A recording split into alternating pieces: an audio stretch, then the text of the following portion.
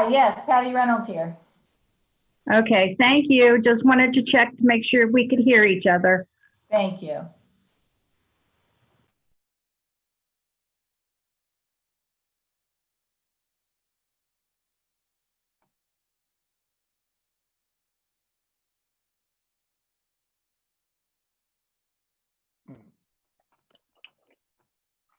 Deb, who do we have from the Planning Commission that's present tonight? Clint, at this point, I have you, Denny, Randy, and Jeremiah. So we do have a quorum. I've Okay. not heard from anyone else. Okay, I'll go ahead and get started then. Okay, just one, no, never mind, Clint. Thank you. Are we ready? Yes. Hey, Okay. excuse me, man, it's Randy. Clint, do we have a quorum?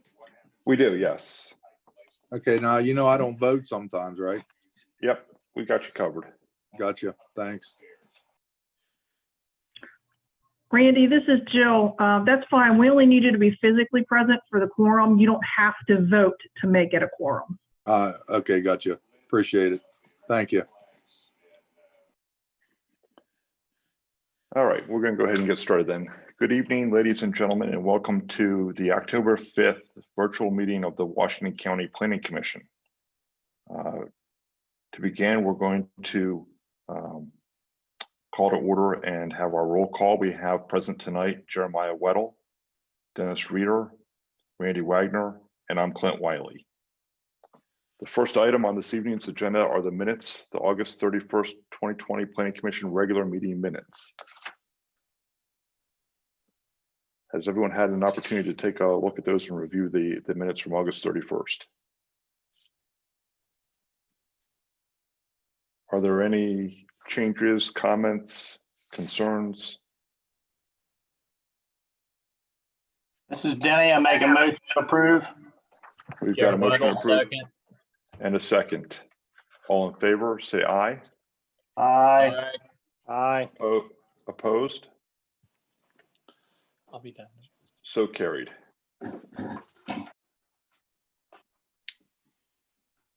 The second item this evening is public input meeting. This is a solid waste management and recycling plan amendment, SW-20-001. This is a proposed text amendment for office building recycling plans. And Jill Baker has this. Good evening, Jill. Good evening, Clint. Thank you. This is Jill Baker, Director of the Department of Planning and Zoning.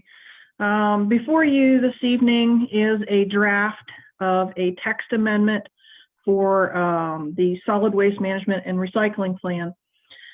During the last General Assembly, the members of the General Assembly passed some changes to include language for office building recycling plans. This impacts any office buildings, and there is a definition. I don't have it in front of me, I apologize, but there is a definition for that in the legislature itself. And it includes office space of 150,000 square feet or more. As it says there in the staff report, that we only currently have 3 of those in the county. And we will be working with them to let them know what they have to do. We have a pretty good feeling that most of them, kind of like Citicorp, while there's 150,000 square feet of office space there, we all know that they are starting to slowly dwindle down.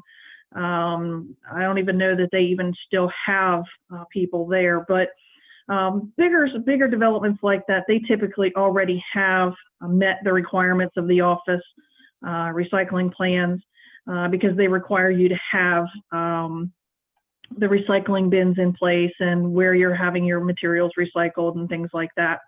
So this really, we don't think this creates a real onerous regulation to the county at this point, because like I said, most of them we figure out already do what the recycling plan requires. So this is just a regulatory requirement that's now being enforced by Maryland Department of the Environment. We did have this amendment reviewed by MDE staff. and this language has been approved by them. So what we're doing now is going through the public participation process to get this amended into the plan. I didn't see if Anthony has signed in or not. Anthony Drury is our recycling coordinator for the county. He works out at the Washington County landfill. I don't see him on here. But I'm happy to try and answer any questions you might have. Like I said, this is for public input. We received no requests for comment. We received no written comment after our required advertising period. So I'm happy to answer any questions you have and move forward with this. All right, thank you, Jill. Are there any questions from members of the board? I do see that BJ Getz and David Klein have joined us. So for the public's knowledge, they're here as well now, members of the commission. So any questions regarding this? Jill, this is Denny Reeder. There's only 3 facilities in the county, I see. Would this be monitored? Who's going to monitor this? The county or the waste? Effectively, they're going to be self-monitoring. What we will do in terms of to quote unquote monitor is really to make sure they're reporting their end of year recycling stream numbers to us. So, you know, how many pounds and all that kind of stuff. That's the only way we're going to make sure that they're doing what they're supposed to do. That's the problem with the regulatory requirement is that it says that you're supposed to do this, but it gives you no implementation rules in terms of who's responsible. Obviously, the owners themselves are responsible, but we would not, Washington County would not be responsible for going in and inspecting these places to make sure that they are complying. MDE might have a spot check or something like that, but chances are this is already kind of a self-regulating thing, to be honest. All right, thanks, Jill. Any other comments?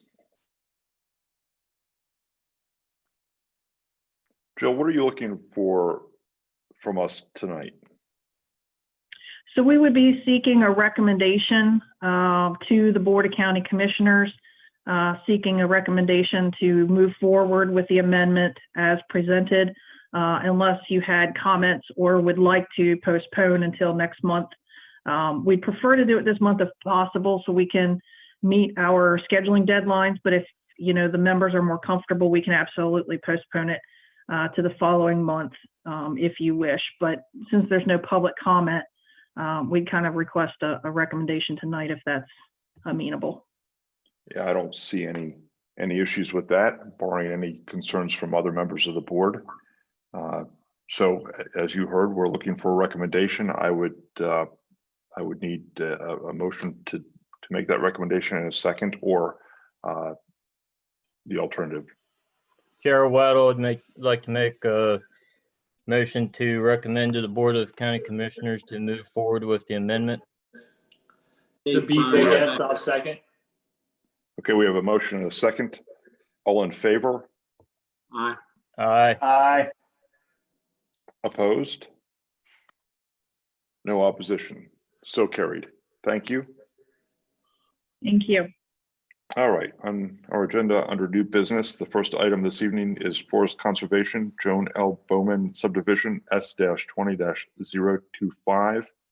Request to move 1.44 acres forest easement off-site, property located at 11107, 11111, and 11115 Hopewell Road. Zoning is residential transition, and Travis Allen is the planner. Good evening, Travis. Good evening, everyone. Travis Allen, Comprehensive Planner at the Department of Planning and Zoning. As stated, this is a request to relocate a forest easement at the 3 properties noted by Clint on Hopewell Road. The members of the commission may recall that these 3 lots were recently subject to the rezoning, which just recently approved the rezoning of the properties from the existing highway interchange to the residential transition zoning.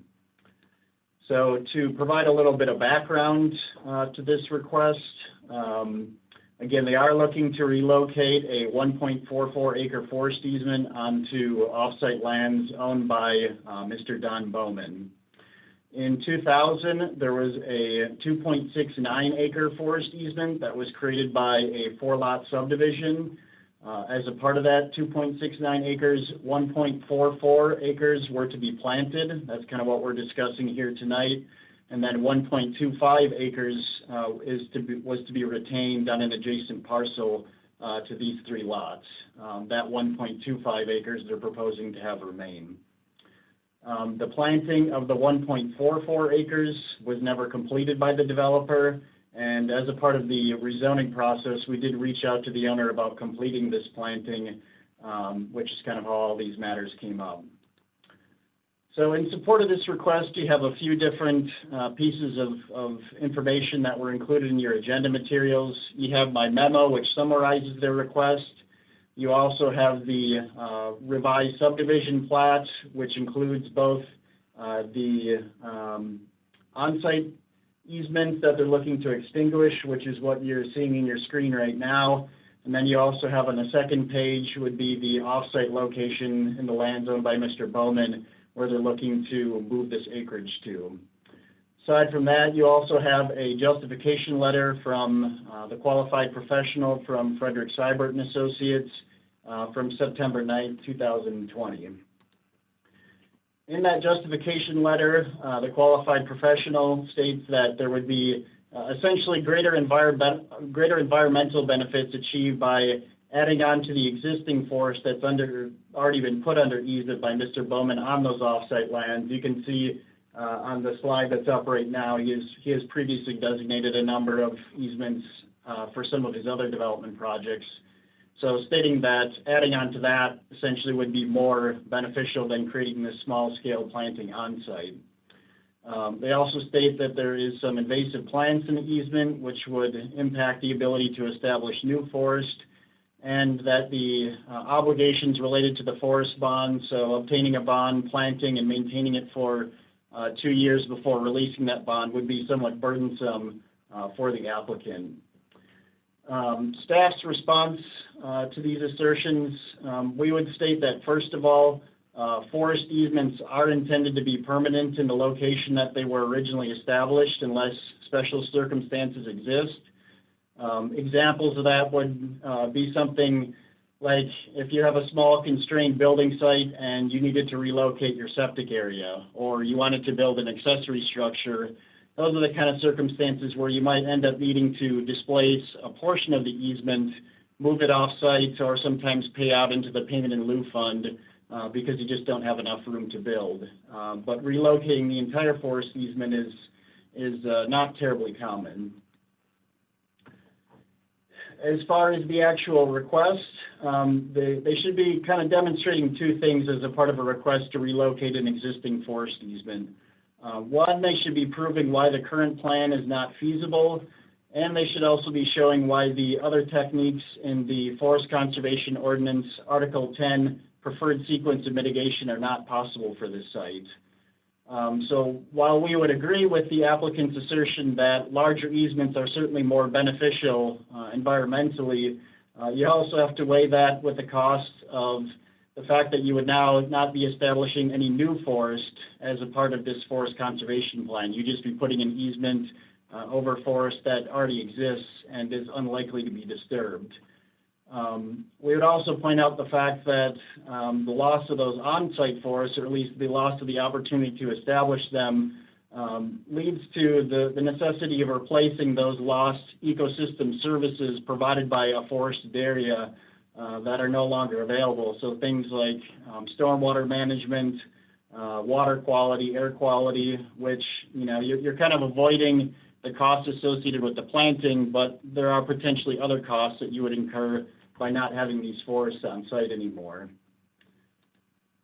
We would also bring up the fact that, kind of one of the major things here is that in the Forest Conservation Ordinance, the establishment of easements on individual lots owned by multiple different owners is something that is formally discouraged within the ordinance. It has often led to problems in many different cases.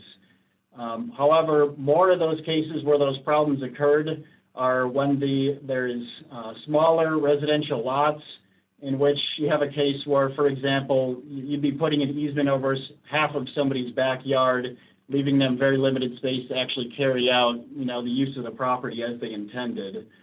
These lots are much larger than those kind of circumstances.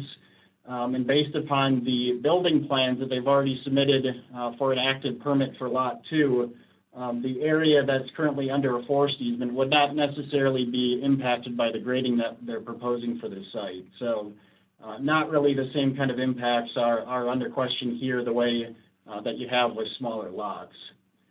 In addition, we'd say that, having personally visited the site myself as well, it's undeniably true that there are certainly invasive plants within that easement. However, that's, essentially true with just about any forest in Washington County. And my personal opinion is that there would be the ability to control these invasive plants, which is a typical part of establishing new forest when you have a forest conservation plan that calls for that. As far as the second part of the request, in terms of why the other techniques higher in the Article 10 sequence before offsite retention are not feasible, I can't really offer any clear direction on that account because they weren't specifically analyzed within that letter. So it's staff's opinion that the current plan that exists already is still potentially feasible for this site, that the work associated with the forest bond doesn't necessarily pose an undue burden to the applicant, and that this existing plan could be fulfilled.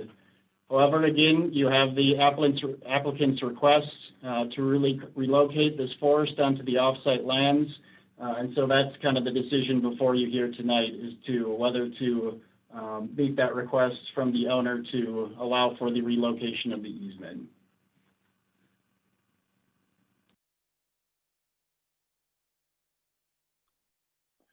All right. Thank you, Travis. Are there any questions from members of the board? Travis, this is Denny Reeder. You said they had a project of replanning that has not been completed. Is that moving forward? So Trey, you said replatting, is that what you said? Replanning. You said there was an area that's supposed to be replanted and hadn't been done. Are we waiting for that to be completed, or where's that at, progress status? So in 2000, the original forest conservation plan called for planting that was not completed. So basically kind of what occurred here is when we contacted the applicants and the owner about it, they felt like instead of wanting to fulfill that planting plan, what they would do instead is to meet it by creating an easement offsite to encumber that same acreage. When you move an easement offsite, I should say you double the acreage, but essentially making up for the acreage that they would have planted by putting it under easement offsite. So that's kind of what they have proposed to meet their planting requirement. Okay, thanks.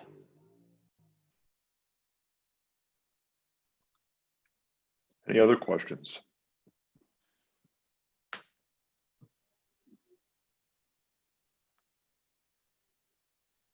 All right, hearing none, we would be looking for a motion on this agenda item. This is Denny. I see no problem. If he's going to move it and expand the planning area, I'm in favor of approving it. Make a motion to approve. Dave Klein, I second. So we have a motion and a second. All in favor? Aye. Aye. Opposed? Hearing no opposed, the motion carries. So the next item on our agenda, I just want to before we get to it, I believe Elmer Webley still isn't here. Is that correct? That is correct, Clint. Okay. Will we be better off moving this to the end of the agenda, or do we want to move forward with this, Jill? I'd like to push it to the end of the agenda if we can, try to get Elmer on the line. He knows more about these projects because he's dealt firsthand with the property owners. So I think he'll have more information. So I'd like to go ahead and just push it to the end if we can. So let's do that then. We'll just reshuffle the agenda slightly and we'll move that to the end after the other business. So the next item that we'll hear this evening under other business is 17165 Black Stallion Lane. Request for a change of use for an assisted living facility to a proposed transitional or shelter care facility located at 17165 Black Stallion Lane. Zoning is AR with an RB floating zone. And Jill, are you handling this one? Actually, this was supposed to be Ashley's. Oh, it was actually. I Jill? don't see him. Yeah. Excuse me, but Rebecca said she would handle Ashley's things. Oh, okay, so we've got Okay, Rebecca thanks, then. Rebecca. If you need help, Rebecca, let me know. I've dealt with this a little bit too. Thank you. Yeah, okay, you'll have to bear with me. I'll introduce it here, but I'm not terribly familiar with the project overall. Again, yeah, Ashley, I think, put it on the agenda, so here we go. So this is another request. We've had a few recently under section 5.E.7 of the zoning ordinance. The property is under RB overlay, and they're requesting a change of use from an assisted living facility to a proposed transitional or shelter care facility. And that is the extent of my knowledge. It's located on Downsville Pike. Again, there's no existing site plan that we could find on record for it. What you're seeing, I think, in the image here is a simplified plat that was done some years back, 94. And with that, I think I'll go ahead and turn it over to the applicants or the folks requesting the change. Yes. Yeah, that would be, I'm sorry, that's Britt Rice, who is associated with this project, Clint. I'll let you to discuss. Okay, Britt, if you've got some additional information, we'd love to hear it. If you could describe the project for us and the land use portion of that. Absolutely. Please. Britt Rife, representing the contract purchaser of the property. My letter explains most of what we are talking about here. It's just a change of, these are both permitted uses. An assisted living facility formerly operated on the property, Clearview Nursing Home. What's sought to be done is to have an addiction psychological counseling support service facility. Which is technically, I guess, a transitional or sheltered care. So the commission under the ordinance must review this in order to determine whether or not there will be a significant change in the operations of the project. We contend that there will not be a significant change at all, that the building layout, the parking layout, the ingress and egress layout, all of the physical elements will remain the same. There will be interior rehabilitation, of course, to enhance the operations of this facility, but nothing from the outside. So there will be the same kind of services provided. It'll be a residential facility, just like the old nursing home was. This will be residential facility where services are provided to those residing there. And to the outside world, I don't think there really will be any difference. I don't think there'll be any more traffic, probably even less, because there'll be fewer visitors. You know, in a nursing home, of course, you go and visit, grandparents and what have you. But so there should be actually less traffic and less impact upon the neighboring lands and roadways. So because of that, we're asking that because this is a permitted use, but we need to have that kind of approval from the commission to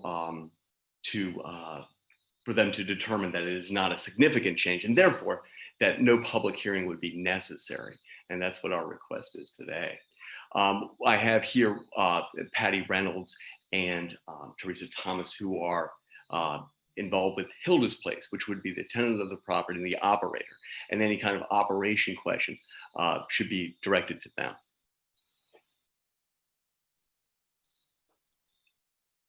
All right, well, thank you for that. We appreciate that.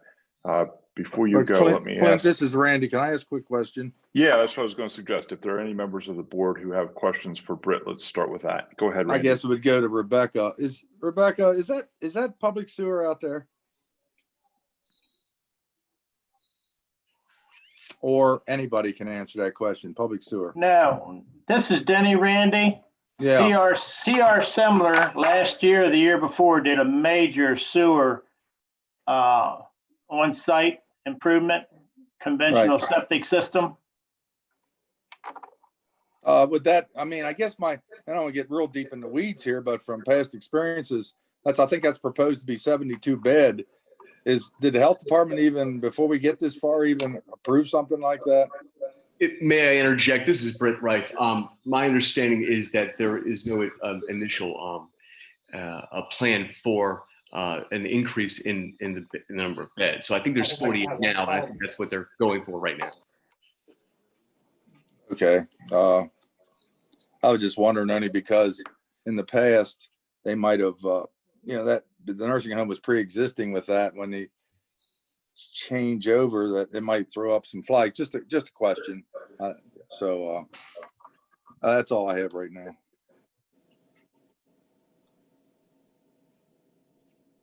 Any other questions? Rebecca, Jill, this is Denny. Does this fall under the same guidelines? The back of that page, rather than to change merely one of zoning category? Could you explain that a little bit? Why a change in zoning category?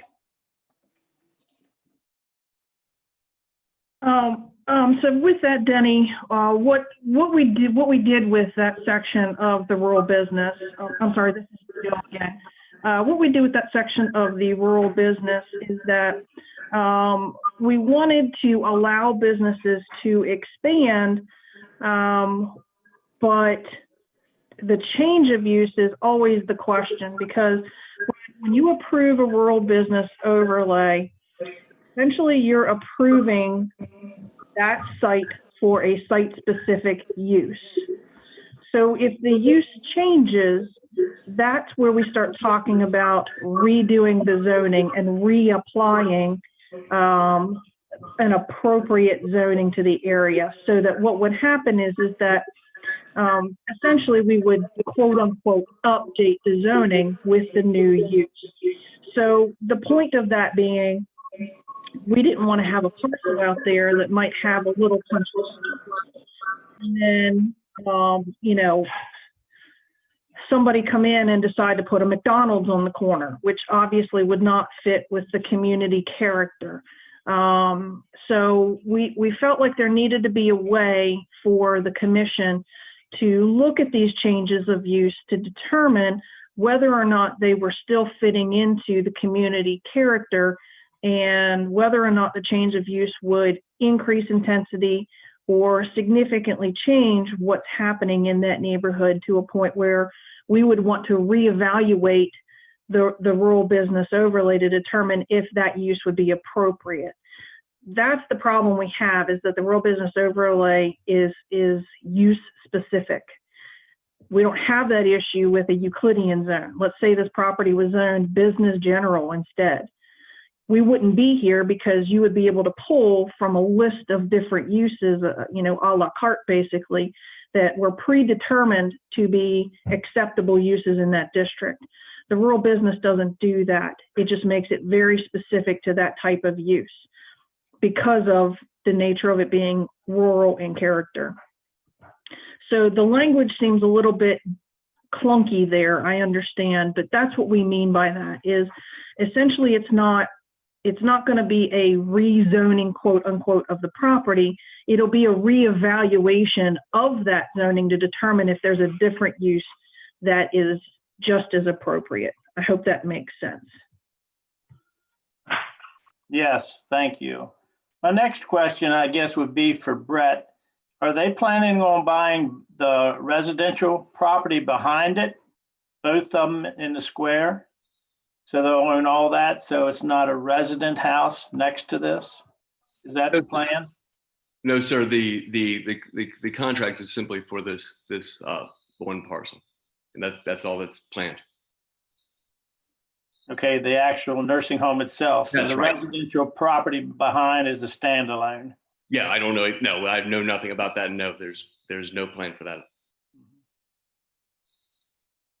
So then Jill, Rebecca, the only other thing I have, if we're going from 48 beds for the parking, I know we're going to 74 beds. That's 74 versus 48 with no more traffic or parking attended. Supposedly, suppose we exceed what is recommended there now. Is that something to address down the road? Well, I'd like to clarify again with Britt. I just heard him say that they were sticking with the 48 beds. Did I hear that right? Yeah, that's the initial plan. I mean, I guess if any expansion were to take place, that would take place at the individual permitting level, But no, there's no plan for more than that at this time.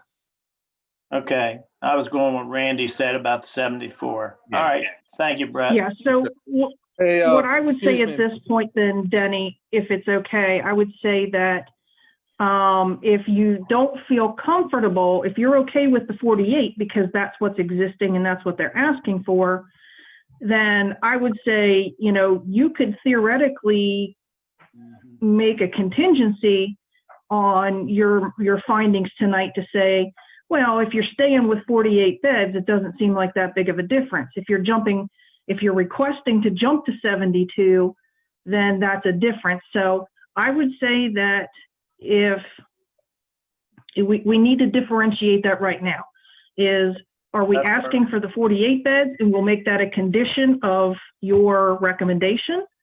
Correct. Or I like is that. the applicant asking to leave the door open for 72? Because if you're asking to leave the door open for 72, that may change the commission's opinion on how they feel about this project.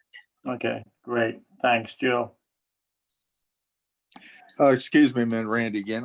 Where did I see 72 at? I saw it somewhere. Is that in Herald Mail or that 72 was from somewhere? I just wanted to see who can shed some light on that. My understanding was that was in the newspaper, that it could support up to 72, but I think that was in the newspaper. That wasn't part of my letter or application. Okay, thank you.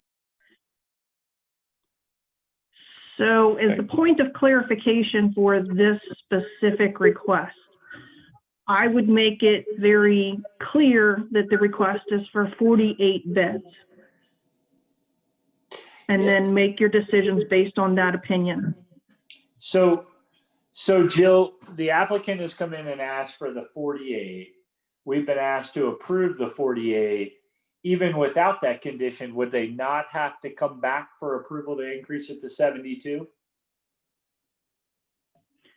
No, because what we're talking about here is the use itself. Okay. So, like I said, the problem with the rural business is that it's use specific. It doesn't talk about, changes in existing use. I don't think there's a point anymore of if you get above a certain intensity that you have to come back. But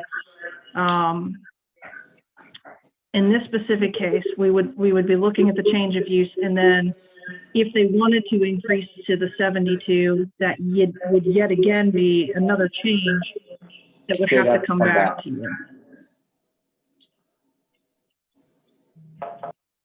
This is Brett Rife again. I do want to, because this was not actually discussed with the operator. I just want to confirm with the operator because I represent sort of the landlord of the prospective landlord. I just want to confirm with the operator that the 48 beds at this point is what we're applying for. I just want to confirm that with Teresa and Patty.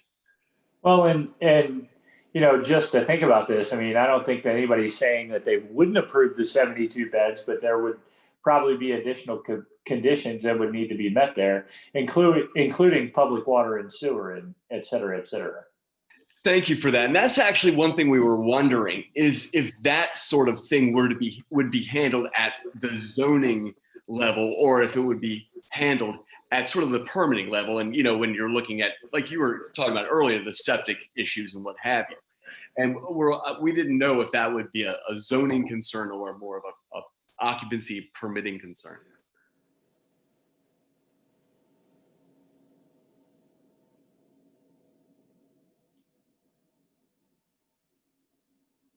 So I guess you're saying that it is actually a zoning concern.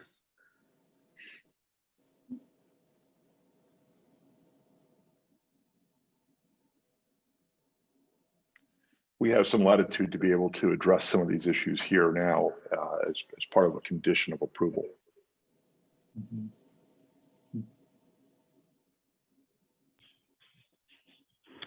So Brett, would you like to hear from Teresa at this moment, her being the operator? Yes, or Patty, yes, I would. So this is Teresa. 48 beds would be perfect. We'd be able to really help a lot of people in the community. So 48 beds is fine.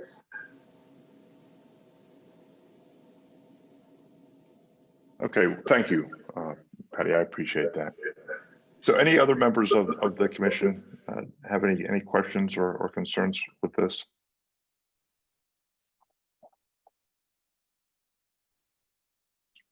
Hearing none, we'd be looking for a motion here.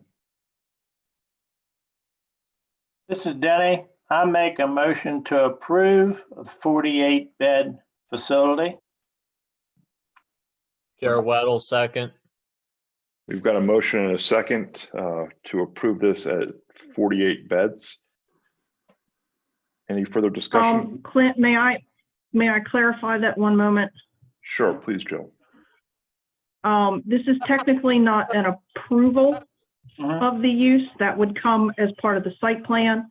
This is basically saying that you guys would recommend that a 48-bed facility for residential addiction treatment would not be substantially different than the existing 48-bed assisted living facility.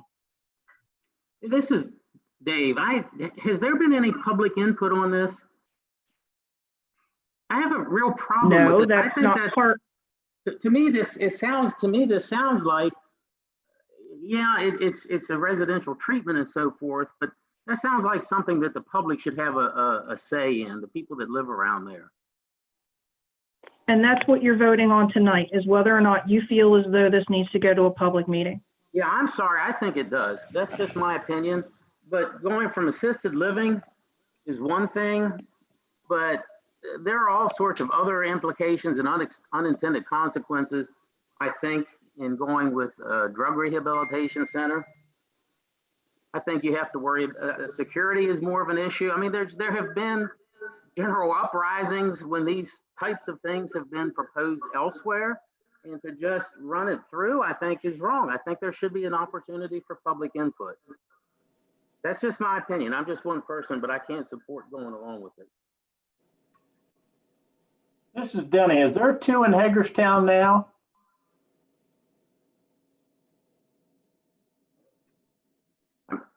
I don't know. I mean, I have all sorts of questions like, No, Brooks House, right? Are these local people going through drug rehabilitation? Are these people being shipped in from other states or other parts of the state? What is done about security? I mean, there's just all sorts of things in the back of my head that if I lived there, I would want to know. And I just don't see running this through until we get substantial public input on it. I mean, frankly, drug rehabilitation is not assisted living. Not even close.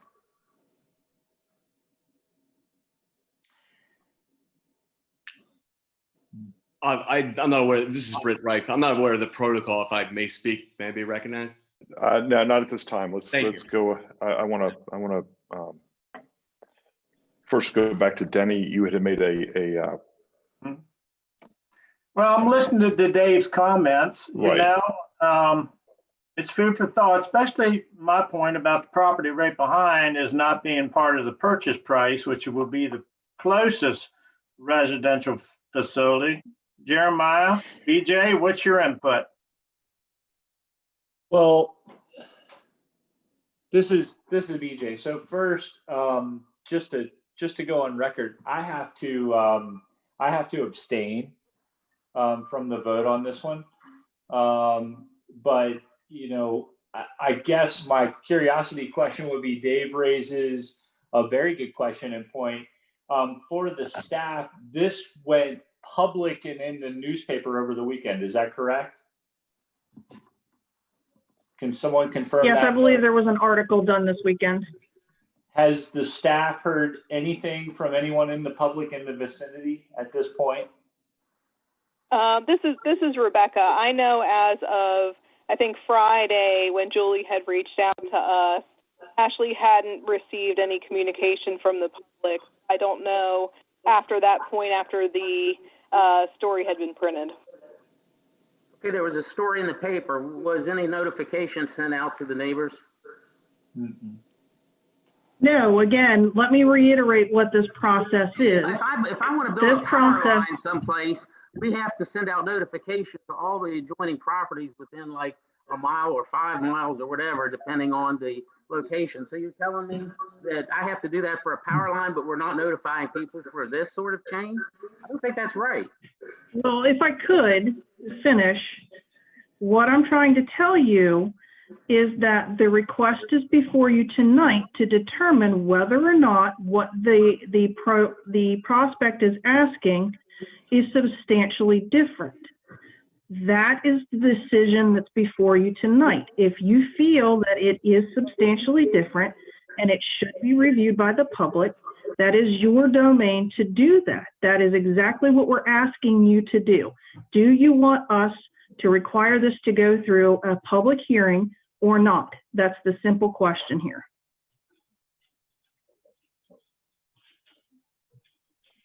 Yeah, Jared Weddle here. I'm changing my stance. I think it should.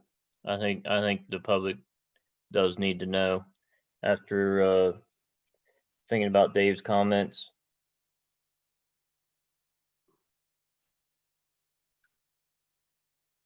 All right, so we had a motion and a second. So you're withdrawing your support of that motion?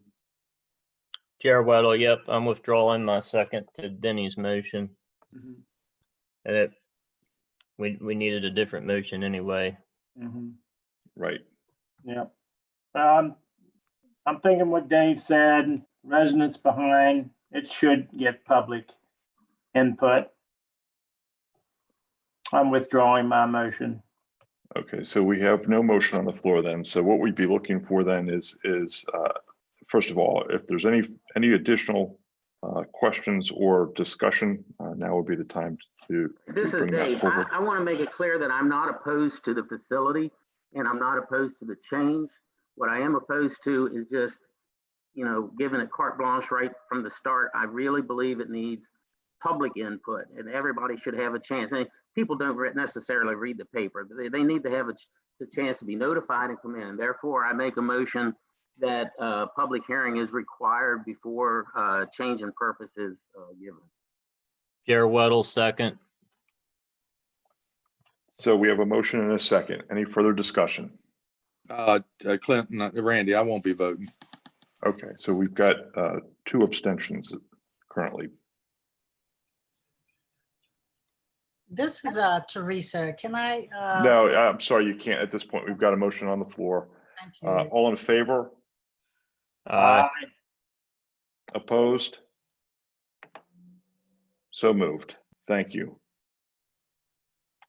Next, under other business, we have update of staff approvals. Rebecca, are you handling this? I suppose so. Okay. I understand Ashley has provided to you folks the updated staff approvals, the usual report that he sends out. I do not have that in front of me. If you have any questions, I'll try to answer them the best I can. We really do continue to be busy, so that's good for the. That's a good update. Yep. I did see that Deb did email that out to everybody this morning, and in looking at that, there's a pretty lengthy 4-page report there that does detail quite a bit of activity, everything from road adequacy to entrance permits, a lot of grading permits going through the process, grading plans, stormwater management plans, and so on and so forth, utility permits. So there's looks like a fair amount of activity going on right now. That's correct. County. There's a lot of and a lot of permits, and that's the way it goes, I guess. Yes, so yes. yeah, we're busy, and that's good for the county. I would agree wholeheartedly. Does anybody else have any questions regarding that update? I'm assuming everyone had a chance to look at that today. All right. Thank you, Well, Rebecca. Thanks, Rebecca. Yes, thank you. So I don't know if, so Elmer is here now, I believe. So let's go back to the second item under forest conservation. That is soil conservation easement candidates. Request to use funds from the Forest Conservation Fund to purchase easements on various properties. Elmer, you're up to bat. All right. Hey, thank you. Sorry for being late. I guess you can all hear me? Yes, and no problem. We're just glad you're here. Thank you. Do you guys have this in front of you? There we go. Yeah, so we have 3 properties we'd like to submit to you folks. The first is Dirk and Nancy DeVault on Shinham Road. We have worked with these folks. It's a nice tract of timber for sure. It has Tom's Run running through it. And when we evaluated it, we came up with a score of 60 for it. If you want to move to the next. Gary and Brenda Beachley is actually one that we presented before. It's a little more difficult to work with because it is 2 tracks, but it does have a fairly high ranking as far as our criteria goes of 50. And with no other pressing candidates, we'd like to recommend that we go ahead with that. It has some stream frontage on it, so another good candidate for that. If you remember, we did another parcel in the last round for the Beachleys, and that's all been closed and taken care of. And then the third one is Jeff and Susan Lescalit. This is a 40-acre parcel. This is a tract of timber that had been harvested under the direction of Department of Natural Resources. Normally I really wouldn't recommend anything that had more or less just been harvested, but they had done everything in accordance with what DNR had, and there's really vast portions of this acreage where you can't tell they even did a timber harvest. It was actually well past, some of the trees were well past maturity. They left a lot of nice timber, 24-inch DVH and up. And this actually adjoins another parcel that we did before. Up in the upper right-hand corner, you see that little knockout. That area was given to them, I think, at some point to provide access to water at some point. But that adjoins the other Beachley parcel that we put in. So our recommendation is to move forward with all 3 of these. And just looking for any questions and a recommendation to take it to the Planning Commission or the County Commissioners, excuse me. Thank you, Elmer. Any questions from members of the board?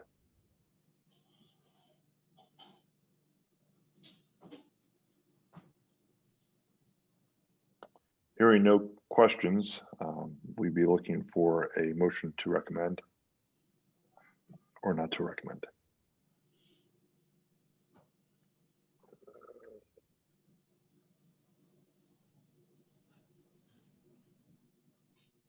This is Denny, make a motion to approve.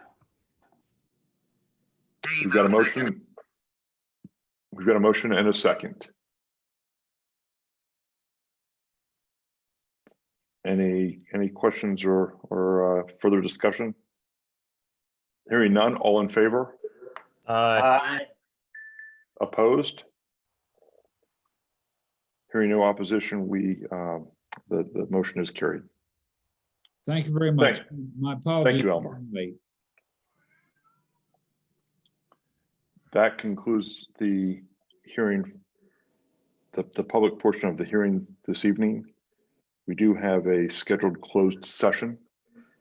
So at this time, we would ask any members of the public to leave the meeting.